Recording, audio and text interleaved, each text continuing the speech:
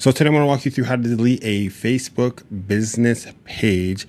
Pretty easy process. We'll walk through it step by step. Guys, if this video helps you, if you could just consider liking and subscribing to the channel.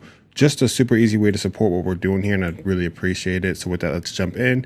So first, we obviously need to open up our Facebook account. And from here, we would just go to the page that we want to delete. So I'm going to delete Home by 4.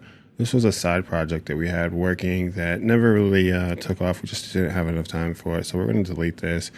Over here, we have professional dashboard. We want to open this up. And then from professional dashboard, we're going to scroll down all the way down to page access. So typically you would see your name here if you were an admin. I'm a little concerned that I don't see it here, but let's see if we can keep pushing.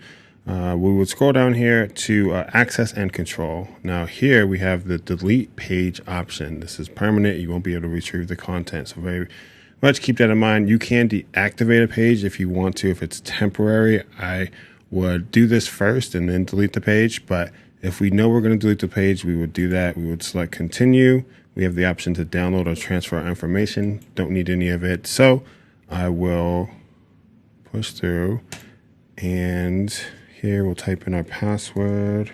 What the password typed in, we would then confirm for the last time, and we'll hit continue. And with that, let's take a look. That page is no longer here, and we'll do a quick search for Home by 4 to see if anything pops up. And oh, there's a whole other page. Who are you people? I bet they're happy. I bet they're happy we deleted that page. So you're welcome, other page. But that's it, man. I hope this helps. Again, if it does, like the video, subscribe to the channel. Thank you so much, guys, and I'll see you next time.